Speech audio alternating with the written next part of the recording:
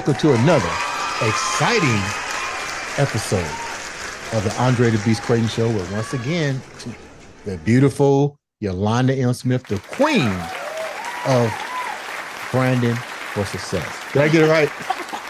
You got it right. Hey, Andre, how you doing? I'm doing great. Yes. As long as I don't mess that part up, I got a great day. Hey, long as you get branding in there, we're good. You know, I am the brandtherapist. So follow me, the brandtherapist, on Instagram at IG at branding for the number 4 success. Yes, yes. And be sure to like, share, subscribe, and comment on our show, because today we giving them the business. We're giving them more than the business. We're giving them 10 years of experience in the entertainment of sports, broadcasting, radio, and really one of the chief pioneers of the podcast industry. We have on the show, I'm blessed to have him on the show, Rude Dogs Only, the Rude Dog Shows Only, Rudy Reyes. Welcome, Rudy, to the show. Thank you for being with us. No, thank you guys. I certainly appreciate it. Yeah, everybody can go check out therudedogshow.com and follow me on social at Rude Dog Reyes. Love talking sports. That's right. Whatever else seems to pop up in your mind. So let's just get right down to it. Let's start out with first, who is Rudy? That is a long-winded answer. I don't think 30 minutes would encompass that, but I'll give you the short version. Okay, I'm the brandtherapist. You're supposed to be able to say that in 30 seconds or less now. Sure. You do it. So you know you can do it. Yeah, I can. I come from a very humble background, from a very poor area. Fun facts, I'm a twin. Wow. So that certainly brings another dimensional piece of the conversation. I'm also born on 9/11, which also is a very heavy piece of conversation we could dive into as well. I am a broadcaster, producer. I'm currently on iHeartRadio. I cover all the California national news that transpires from 12 to 4 p.m. and soon, hopefully next week, maybe the week after, covering Ventura County for iHeartRadio as well, taking care of everything from Cowboys training camp on through everything else going on in the city and county of Ventura, including Los Angeles. Can I get a pass to go to that Cowboy training camp? You're going to have to wait in line because I haven't gotten my answer yet. When I get my answer, diehard, okay? Just know now he's a diehard Cowboys fan. I might have to carry your bags on that one. So, well, if I can hear back from them, maybe they'll give me 2. So if that's the case, then you can carry whatever bag you want. It can be the lightest bag. So, Rudy, you've been in the broadcast industry for quite some time, and you are definitely what I consider a pioneer of the new radio, which is podcast. But take us down. How difficult was it to get into the field from the get-go? You know, I didn't really. No one said, "Hey, here's your golden ticket.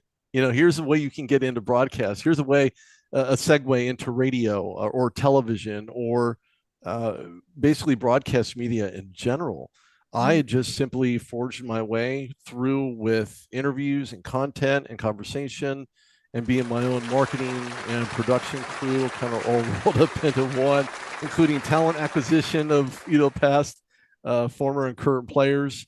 I just thought, you know what, I'm going to turn my fandom into a passion and remain objective and become more objective. And I've learned so much since then, almost 10 years in the industry as a whole, starting from basically nothing but a concept, turning a childhood nickname into the rudedogshow.com, which is what you guys see now. Tell me about that childhood nickname. We talked about that. I'm going to let you explain that part. I'm not going to tell that. The Rude Dog? Yeah.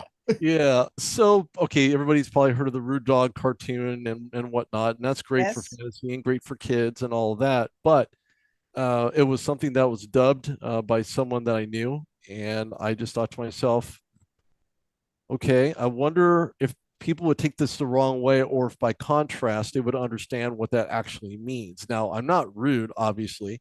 I'm pointed when I need to, but I'm not rude. So I thought that by contrast, I would use that name in conjunction with what I was doing. And I thought that by having 3-hour podcast when I first started this, that it would be a way to capture the essence of who players are outside of just putting on a helmet and cleats and all the equipment that they need, hand warmers and all of that good stuff, to really understand who these guys are. So I said, well, if it's a 3-hour show, the light came on in my head. I said, well, why not call it the Rude Dog Show? And yeah, again, here we are. This is where we're at. You said you got a twin. I didn't know this. So are you guys any alike at all besides looking at like each other? Really? Well, we do have some, we have some similarities, of course. All twins do, whether you're paternal or if you're identical. But we are paternal, so we do have some characteristics that are similar and others that are not. He's a huge Chiefs fan, and he looks through those arrowhead-shaped glasses. Now, check this out. I had a whole bunch of twins that went to, when I was in high school, had like, I think 4 sets of twins and 4 sets of, is it quadruplets? Yeah, the 4s. Yeah. And they used to change classes with each other. Yeah. Like if somebody, I did that too. Did you guys ever, you could tell now. We did. And it failed. Yeah. It failed epically because he failed to turn in the homework that I had completed in my class, but yet he didn't do his homework in the class that I went to. That's why he decided it might have been his idea to do the switch, huh? Yeah. It certainly was, because he felt that he got the credit for my homework, and whereas it was done the night before. So our plan fell apart very quickly. So much so they brought us into the office and basically scolded us for doing it. Now, you said that when we was talking yesterday, and I really appreciate you giving me that time to do the pre-interview to get to know you, and I mean, just speaking with you, I learned so much. But there was also a moment in your life where it was met with unfortunate trauma and tragedy. Can you elaborate on that? Because people fail to realize, and I like what you just said. You took a concept, an idea, and you ran with it. I think a lot of people don't do that with themselves. They're a little bit more timid and afraid, but you did it. But then there was a little bit of, we all run into that offset. Can you share with me the audience a little bit about that? Oh, certainly. It was about 3 years ago, and I was, at the time, I worked for CBS 47, and those that know me personally, for the most part, knew that I was relatively healthy. I had no issues. I didn't show any signs of it. And then I got into an accident right down the street from where I lived, and a car careened on the driver's side by running a red light. It was green for me, and I went to the hospital. Initially, it was, well, we're going to check to see, what's going on. We're going to run a scan. Okay, fine, wonderful. You do your thing. I feel fine, whatnot. They had come back with lots of questions. And I felt like I was being Columboed to death. Everybody knows who Columbo is. We'd always ask those questions and then ask more questions on top of those questions and more questions on top of those. So what that boiled down to was understanding what my patterns were in life. I did drink socially. I didn't drink heavily. And I was wired for sound because they found out that my kidneys, my liver, and other internal organs were shutting down, and couldn't find the reason why until they did a scan with contrast and found out that my esophageal path, my large intestine and small intestine were all bleeding, and I was septic. Wow. I could have easily died and not woken up from it because I was bleeding so severely inside. I had an iron deficiency, didn't know. They had stuck a K1 needle that was probably about 3 inches long right into my abdominal section to jumpstart my internal organs because they were shutting down. And through that, I was also checked for cancer. I wouldn't wish that on anyone. It was met with probably more pain than I've ever experienced in my life. Yeah, I was in a vehicle accident. Okay, fine. But when it came to being screened for cancer, having your hip being the most exposed part of your body was very excruciating as far as the procedure that was made. They had extracted bone marrow because your hip is the closest part to the surface of your skin, which makes it that much more attainable. And so I couldn't sleep for nights wondering what the results were going to be and if I was in another battle. And had that been a contributing factor to why I was becoming septic, because essentially if it was positive, it means I was dying in more ways than one. And of course, cancer is an unforgivable component to death unless your body fights it. But since I was already bleeding, my chances of survival was probably nil or close to it. And so we take it that that was a negative. It was a negative. It turned Yeah, out to be a negative. It turned out to be just bleeding internally. My diet changed. No coffee, nothing acidic, no ketchup, mayo. The list goes on and on and on. But do you kind of look at that and say that accident actually saved my life? Because when I look at that, I'm one of those that just feels like there's association and things don't happen just happenstance. It's usually for some sort of reason, because had you not had the accident, would you have even discovered those things? No, there would have been no way. And God saved me through and through, from basically top to bottom, inside and out. He saved me. He healed me. He gave me of course, I didn't understand the clarity I was supposed to have, being wired for sound, as I like to say, with IVs basically everywhere. And I have very long arms and I'm relatively veiny. So it wasn't hard for a nurse to find a couple of spots. And with that came, 6 units of plasma in association with that, which really meant that I was in for one heck of a roller coaster ride. I didn't know when I was getting out. I didn't know if I was going to live. I had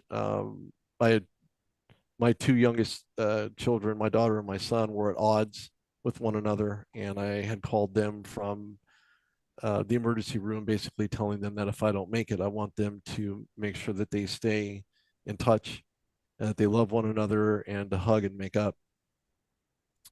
Something that you shared with me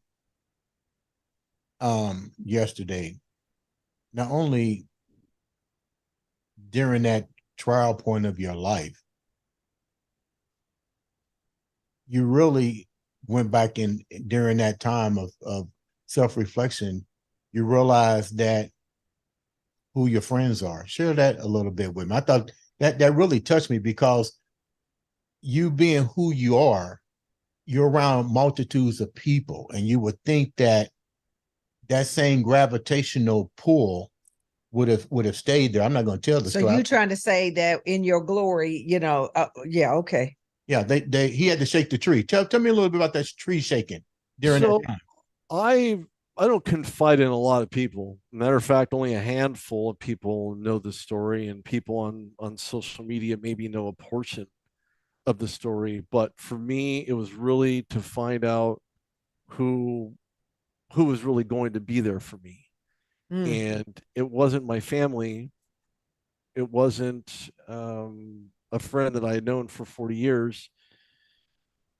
I really had to kind of finer tune things to determine, who was on my list of being there and showing that they cared, and exhibiting, follow-up conversations. How are you doing? How are you feeling? I really had to do a lot of addition by subtraction, and really had to let people go that were otherwise, I would say, non-existent from a follow-up standpoint with me. Well, I think it's one of those things, who it's like, it's easy when it's all going well, and you've got things popping, you've got the athletes around you, you've got this, that, and then everybody wants to be at the party. But it's only when things take a turn and life happens, right?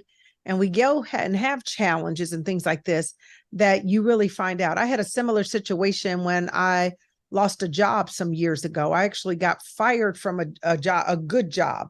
And that job, though, that I had was very high visibility. You know what I mean? So that means we had tickets to the parties and to the galas and to the happening things. And all these people were around me. But when I lost the job, not because I guess I did something went wrong, but it was because of a gift that I accepted, and it was over the value of the gift that you should accept. Let's just say it that way. But it was amazing. And maybe similarly, how all of a sudden, all these people who were so Team Yolanda, all of a sudden were not there. I mean, I could tell you literally on my hand and not feel every finger who was there during that time that I lost the job, just to say, hey, are you okay? Or do you need some groceries or something of that nature? Sure, exactly. And what I didn't tell you yesterday was that during that conversation, and that's a really good point. I was told that all I needed to do was call this individual, and they would come and pick me up from the hospital when I was able to find out the day I was being released from it. And the day that I called, obviously the day that I was being released, they were nowhere. They were nowhere around.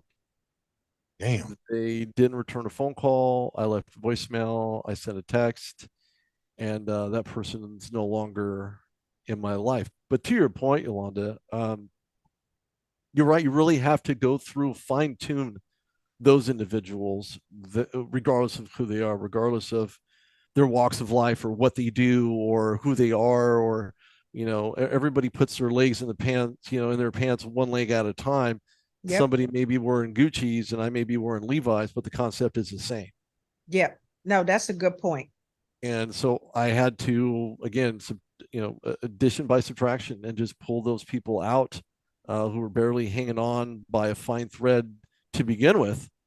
And then without follow-ups, without showing any genuine concern whatsoever, will find themselves on the outside looking in, instead of being a part of whatever inner circle that they claim to be a part of. Yeah. So Rudy, out of that, we won't stay too much longer on this topic, but I'm just curious. It's a two-part question. Without mentioning their names, so to speak, which one of the individuals disappointed you the most? The second part of the question is, after you get through all this ordeal, how do you reevaluate moving forward? I've had to let quite a few people go, in fact, to answer your first question. Close people, not as close as maybe I thought they really were. I mean, hindsight being 2020, it was the right move. Mm-hmm. It really was at the end of the day. The second part of that question is I had to evaluate who was there for me, and I can't even count on one full hand who they were. All I know is that they were there. Yeah. And just like an elephant, I don't forget. Maybe that'll change if I ever, heaven forbid, come out with Alzheimer's. But for the most part, I don't. I can only recall just a few people that are still there to this day. So again, it's reevaluation, it's understanding who's there, who's not there, and not to focus on them, but to focus on the healing process. What does that look like for me? Right. What does that look like for the rest of my life now that I've changed all types of dietary fundamentals that I knew were just a part of it? And that process took a very long time. So how did you maintain the career throughout this ordeal, or what was that part? Oh, you reading my mind? I mean, we have worked together for a while. Yeah, because I mean, it sounds happen. Like that's pretty serious. But in the meantime, I'm assuming you had been running podcast or working at the station or doing. Sure, I was prior to that accident, prior to being put in a bed and whatnot. I was very active. I was scheduling interviews. I was still talking to some athletes, not telling them where I was at or what I was doing, just kind of following up to see how they were doing and so on. And the question I would always get from them was, how are you doing? I said, you don't have enough time for me to tell you that. I just thought I would call and see how you're doing and what you're up to, and if we could schedule out having a conversation within the next couple of weeks. And that's basically it. I use some more recent postings and utilizing social media as a very surefire way to keep yourself ahead of the game, ahead of the curve, Yep. keeping, because again, it's all top of mind awareness. That's really what it is.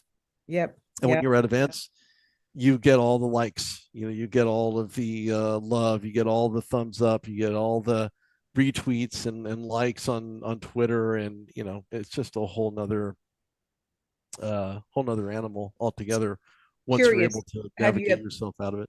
Yeah. Have you adopted the new social media platform Threads? Who hasn't? I'm just asking. Who hasn't? Yeah, I did. That adoption was fast. Wow. It was faster than adopting a dog. I mean, not that I've done that, but I mean, for people that do that and adopt animals, I'm sure going to Threads was probably easier than adopting an animal. No, speaking of animal, Twitter's an animal.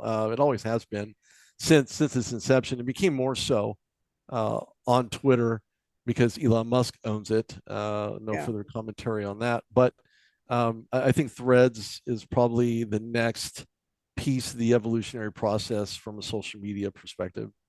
Yeah. Speaking of the social media aspect, let's talk about you. We talked about this yesterday. You start interviewing athletes. You take an idea, you think about it, it manifests, it comes to life.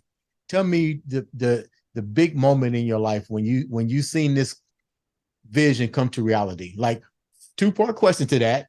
And who was that individuals? I give you 3 individuals that you went to and you was like, oh my God, I got a chance to, because the whole idea with broadcasting and even podcasts is that special guests or that one interview that you just go, oh my God. I got a yes, right? Yeah. There's quite a bit. I think to answer your very first question, I believe the acknowledgement by the Pittsburgh Steelers allowing me to attend training camp in 2014 was the first aspect that just kind of drove the next railroad spike into the ground, because that next spike was having a photo taken of me that's still there at Steelers.com lore somewhere. You can find on the RootDogShow.com of them taking a photo of me wearing slacks and a dress shirt when it's 100 degrees outside and very humid on the last day of training camp for the Steelers. So that were you interning then, or was that intern? Oh no. It was just because I was part of the media. And at the time I worked for an ESPN affiliate in Pittsburgh, but remote, before remote jobs was even a thing. But I did it on a remote basis.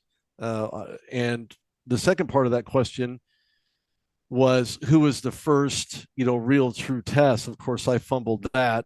And when I say fumbled it, I fumbled it like Jerome Bettis did in Indianapolis. Oh, watch it. During the AFC divisional round game, headed by Ben Roethlisberger under center when Jerome Bettis coughed up the ball. But no, Jerome Bettis was my very first big time interview. I know his agent still. I still retweet Jerome stuff. I saw that 2015. Yeah, he's fabulous. Absolutely wonderful guy, wonderful human being. Went back to get his bachelor's degree from Notre Dame, where he went to school at, and of course the movie Rudy with from Notre Dame and so on. Just, I don't know, it just kind of rang true. So good conversation, great guy. Wheels on the Bus. Did you bring up the fumble? Strong. Yeah, he fumbled at the line. If it wasn't for Ben Roethlisberger, that would have been a surefire touchdown, and Steelers would not be winners to Super Bowl 40. Did you bring it up to Jerome? Like, hey, what was up with that fumble? No. no. But what I did ask him, yeah, exactly. What I did ask him, I didn't want him to hang up on me, so I didn't get to ask that question. What I did ask him was, how did it feel to run over Brian Urlacher when the Steelers went to visit the Bears Oh yeah. during that Super Bowl run, and Brian Urlacher folded like a deck of cards. I'm sure he wakes up thinking of that every single day of his life. But no, in all seriousness, Jerome Bettis, just a class act guy. Loved speaking with him. Had the pleasure when I was in Pittsburgh on the training camp field interviewing the great Heath Miller. I think he's great. Maybe his numbers don't reflect that, but just an outstanding guy, great athlete, and just a good person overall. He's a good human being. Yeah, you're right. Yeah, he absolutely is. And then interviewing G. Archer, who went to Michigan State. The Steelers shouldn't have drafted him at all. I think they were trying to pull a Chargers with an Eckler, kind of back. That didn't work out too well. And of course, he never played anywhere again, for that matter, which is sad. But no, just I think Jerome Bettis was by far the pinnacle of a post training camp get, as they say in the industry. Man, that's a great get. Yeah, it definitely was a great What get. was a not great get? Who was the person you might have interviewed and go, damn, I hate I had to interview that dude. I can't. I can actually see his name teaser because he snubbed me big time. Who was it? It was Tony Jefferson of the Baltimore Ravens. Okay. And I was at the 2018 SB Awards near LA Live, and Tony Jefferson was walking by, and of course he wasn't the best at his position. He was good, but he wasn't the best in his position. I'd rather have interviewed Troy Polamalu, but that's just me, or Ed Reed for that matter. And he was talking, and I said, "Hey, you want to get? Would you? I'd like to interview you, even though I'm a huge Steelers fan." And he said, looked at me straight in the eyeballs, and said, "Nope." I said, "That's fine. Next." Here comes Mike Conley, then of the the Memphis Grizzlies, before he transferred out to Utah, dressed like he ripped his mom's curtains off the wall and decided to make a suit out of it. No, great guy. Love talking to Mike Conley. Fabulous. Man, Akbar from American Ninja Warrior. Akbar's back, by the way, if anybody didn't know that. He's back at American Ninja Warrior working next to Matt Eisman. Okay. So I asked him to give me a little bit of what it sounds like on American Ninja Warrior, and Akbar is fabulous. Just such a great guy. Great guy. So you met a lot of coaches, and you shared with me one of the two coaches, one positive, one negative. Tell the viewers what that was about. Well, Mike Ditka, Coach Ditka, coached 85 Bears. Of course, Buddy Ryan was his offensive coordinator. And at one point, yes, his Coach Ditka's thought process of getting Refrigerator Perry on the field to score a touchdown didn't quite come soon enough. And Ditka was hell-bent on getting Refrigerator Perry involved in a running game when they were deep in the end zone, or near the end zone, rather. And Buddy Ryan said, nope, we're not doing it. Not having it. Don't want nothing to do with it. Not happening. So Coach Ditka very upset about that.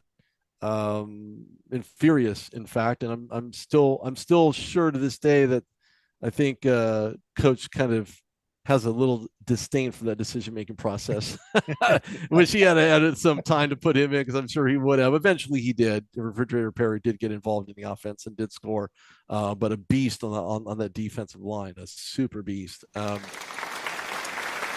I don't want to say he let me down, but we were talking about broadcast. He didn't want anything to do with it. He had no love for the conversation. He didn't want to talk about it. It was not something he was willing to give information about. He just did not want to talk about it. He thought I was scamming him because I wanted to talk to him about broadcast. and then he hung up the phone, which I thought was a little, I don't know, mean. You should have kept the caller ID thing saying that you did talk to him. Yeah. Your time has been exceeded. I decided to hang up the phone. Yeah, so it's kind of a 2-in-1. It was amazing. Good, but it was bad. So what's next for you? Well, man, that's a very open-ended question. I wanted to work for the NFL Network for some time, and what I didn't mention yesterday, which I'm going to mention today, Go right There's so ahead. many different things that have transpired in life in general. When I first started kind of going retro a little bit, I had an interview with the LA Lakers as the in-arena host. And what that encompasses is somebody who says, "Welcome to Lakers halftime. Make sure you have your tickets out, and you could win up to $100, or if you have ticket number such and such, come on down. You get to shoot for $5,000 on the floor, or whatnot." And I had an interview. They actually pulled me in and interviewed with me and made me recite what I already remembered. Because they had emailed me the format in advance saying you need to memorize this to have the interview, to have the conversation. And sure enough, I did it. I didn't get the job, but I did pull off the interview, and I thought it went fabulously. Now, contrast to that, everybody else who had showed up was showing up in Lakers gear, which is fine, I guess, but not for an interview.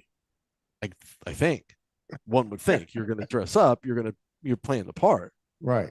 Well, I didn't get the job, and I guess somebody else did. Maybe one of those. You didn't wear the Lakers outfit. Yeah. Diehard Lakers outfit guy. Maybe if I had showed up with a Magic Johnson jersey and maybe some Lakers shorts, or some Jordans or something, I don't know. I could have gotten the job and pulled it off. But I didn't get it. But I was called by the LA Lakers and telling me that as much as they appreciated me coming down, it was a no. Good thing. Good things happen for reasons that are unknown.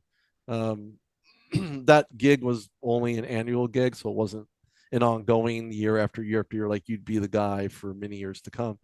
So you had to interview for that position every year.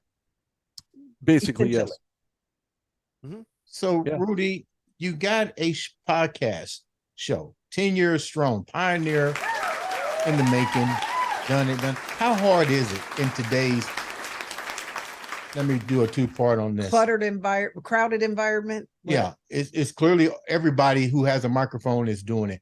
What actually, in your opinion, defines a good podcaster show, good podcasting show? How did you do yours? Where do you see podcasts going in the future? Well, I put it this way. We talked about this yesterday in some detail. You can have all the fancy equipment you want. You can have the $1,000 camera. You can have the $500 microphone. You can have the $70 mixer that plugs into your computer with a USB port. You can have all of that. That's great. That's great. Glad you have it. But do you know how to use it? Okay, well, maybe not. Maybe you do. But at the end of the day, it's really about the content. It's about the quality of the content. And I'm a firm believer in quality over quantity. Always have been, always will be. And when I started this, my quality was, I'll be honest, it was like 2 cans in a string. It was pretty bad. It was bad. It was. You have content. Yeah, I mean, there were 2 empty tomato cans and a piece of string, and I was supposed to hear the other person by sticking the phone up to it. It didn't work that way. What I did have is a 13-inch netbook, an inline microphone that's stuck on the side of this computer. It didn't even have an operating system. And I tried to run updates on it. That failed miserably too. So I had to stick the phone microphone end part right here, that little vocal port there you see on the right hand side, stick it right into the microphone inline part and the other part inside of my ear just to hear and just to be able to record. And I used Audacity in its early format to interview players with. That's what I had. That is all I had. All of it. Come a long way. I've come a long way. You can see by the headset. I have another microphone that I use. I use that for my reporting. I have inline mics. I have equipment when I go to Super Bowls, when I go to media shows, when I go to galas. I have my arsenal in a bag, just one bag that has multiple compartments, but I have everything I need.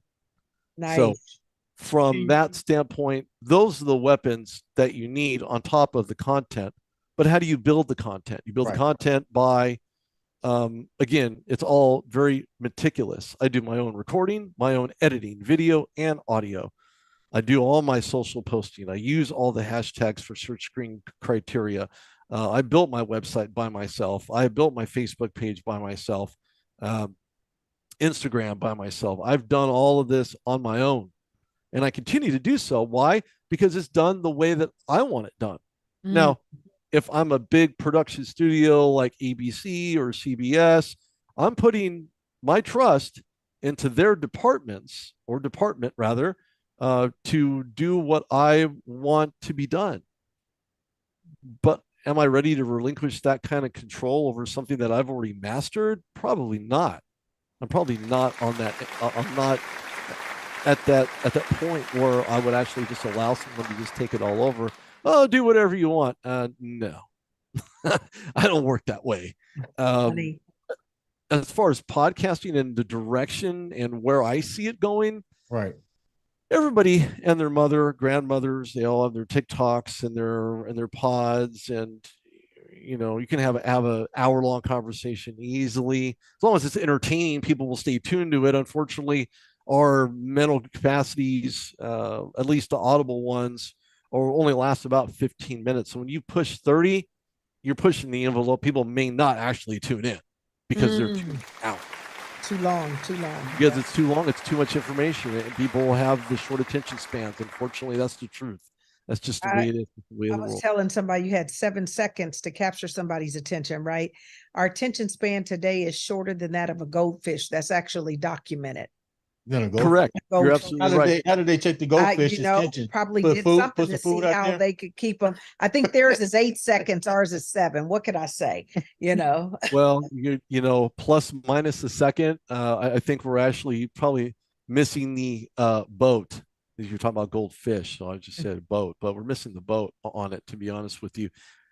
Fundamentally, you have to separate yourself by being true to who you are, being true to what content you put out there, conversation pieces. Even editing this video would also be a very specified task. How long should I run it? Should I cut it in half? Should it be part 1 and part 2? Right. So many different equations that are unanswered at this point. But what we can do as podcasters, as broadcast media members, is to make sure that the content is great, and that it's solid, and that it's eye-catching, and that it's entertaining, and it's funny, and it's informative. I know some people don't like watching a bunch of monologue. People want action and guns and explosions and suspense, keeping you on the edge of your seat. Well, this is really probably none of that. But what it does give you, it gives you a ton of insight. It's informative. Hopefully it's been entertaining. I've been entertained, and I think it's fun, and everybody should check you guys out on a more frequent basis, and maybe have your own show on a local station somewhere in relative nature to where you are. Now, you shared something with me before we wrap up. You shared something with me, and I thought it was really profound. And I said, because I'm new at this, and I shared that with you, how long we've been doing it, and still trying to, learn from the best. And naturally, you are one of the best. And I asked you a question about monetization. And you shared with me, I'm going to let you tell it, because I thought it was really good. Monetization is great. I take nothing away from people trying to make money off of their time. If that's valuable enough, if they believe, based on content, based on conversations, based on the social media feedback, if there is any, if it's even applicable to what you're trying to accomplish, if you even care for that matter, that really is something that will come to you. Money will come to you. I've always believed that if you have passion and you exhibit that passion, the money will come. The sponsors will come. Now I for real like you. You are the rude dog. I was saving that question for the last. I say all the time, Rudy, all the time. If you literally serve, if you just live in your purpose and your passion, that the rewards will come. You don't have to chase the money. The rewards will come. But that's amazing. I appreciate you saying that. That's true stuff. that's as real as I can get. No, am I going to be a millionaire making podcasts? No. Do I want to be a millionaire making podcasts? No. Do I do I do this because I love it and I enjoy it, and being able to really find out about people and who they are and what they represent, and what moves them, what drives them, what gives them the perspectives that they have. That's the information that everybody either wants to emulate, which makes it their own, or take words of wisdom and utilize that in their own individual lives, and maybe learn something to enrich that. Because I think this statement of, we need to be a better version of ourselves, I think it's used all too much, but it's still very true. It's very accurate. If we stay true to that, then we're staying true to who we are and following our passions, being self-motivated. Because if you're not motivated, if you're not confident in what you do, if you're not trying to gain ground, even in a very crowded marketplace that podcasting actually is, and you don't find a way to separate yourself from what other people are doing, then you're just the same fish going upstream, or you're one of those sheeple. I don't like to say, because people can be sheeple. They follow like sheep. Don't be sheeple. Be yourself. Nice. It would have to be, okay, I'm going to say it. This is off base, but I'm going to say it. Paul McCartney of the Beatles. Paul McCartney. Okay, that's fair. And we were just playing Paul McCartney. Most people don't know either. I was just playing Paul McCartney. That is funny. That's Sir funny. Paul McCartney. My bad. Sir Paul McCartney. Yes, Yeah, sir. he was knighted by the Queen. All right. Before we wrap up, leave the viewers with something positive moving forward in this changing world. Man, it's tough. This world is tough, and it's getting tougher, and it's getting more convoluted every day. Find a way to stay true to who you are. Be true to yourself. Be honest with yourself. If you're missing a certain component, find it. Sometimes the answers are closer to your feet than being in the back seat. Mm. And if you do that, you'll find happiness. You'll find that life will slow down for you to a point where not only are you enjoying your best years, because I'll be 50, but that those years will be the best years. And to always just be yourself and give of yourself to others. Because if you do, and you're honest about it, you're truthful about it, the good things will come back to you. Close us out, Yolanda. And that is another episode of the Andre the Beast Crayton